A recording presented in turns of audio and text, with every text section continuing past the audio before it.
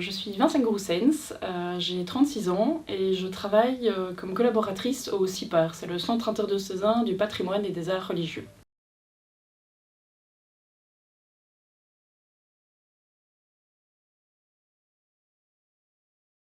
J'ai fait un bachelier ici et un master en histoire de l'art et archéologie. Et j'ai fait un master complémentaire à la PDIE en conservation du patrimoine immobilier.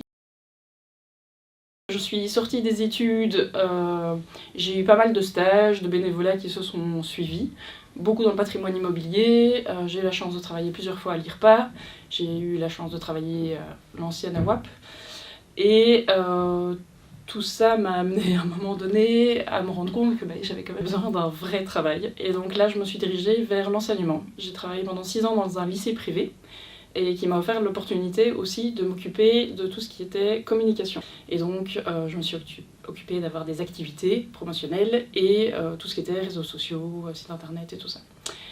Ce qui m'a permis de postuler dans mon actuel job.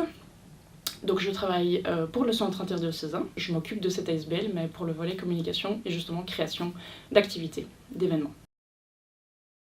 Je m'occupe donc des réseaux sociaux. Je vais toujours vérifier s'il n'y a pas un partage que je peux faire par rapport à un événement, que ce soit ici justement, faculté de philosophie, de théologie aussi, vu que c'est du religieux. Je vais regarder aussi au niveau des musées, au niveau de tout ce qui est fabrique d'églises, pour savoir si je peux partager leur contenu. Et puis nous, on va beaucoup sur site, donc on partage aussi ce qu'on fait. On a aussi une page Instagram où on met plutôt des beaux objets en valeur. J'ai une newsletter une fois par mois, que je coordonne complètement, donc c'est moi qui dois trouver les auteurs, c'est moi qui dois mettre la mise en page des articles. Et alors justement pour cette newsletter, on fait beaucoup de reportages, de mise en lumière, d'initiatives de fabriciens. Donc je peux aller partout en Wallonie. Et l'objectif, c'est vraiment de donner envie aux autres fabriques de créer aussi quelque chose autour de leur patrimoine mobilier. Donc ça, c'est plutôt le volet communication. Et puis à côté de ça, on organise des journées d'études, on organise des expositions, et on a une publication. Donc en fait, chaque année, on a un thème, et ça, c'est moi qui les coordonne. Donc là, pour le moment, on est dans notre année vitrail. L'année prochaine, on va s'occuper de la peinture. Donc toujours ce qu'il y a dans les églises. Je dirais que toute personne que vous allez rencontrer est potentiellement une personne qui vous aidera à trouver du travail. Que parfois on ne voit pas directement ce qu'on a fait et les conséquences, enfin, l'impact de ce qu'on vient de faire, que ce soit en formation, que ce soit du bénévolat. Mais toutes ces personnes, étant donné que l'histoire de l'art, c'est un petit milieu en Belgique, eh bien vous allez peut-être être amené à les recroiser après.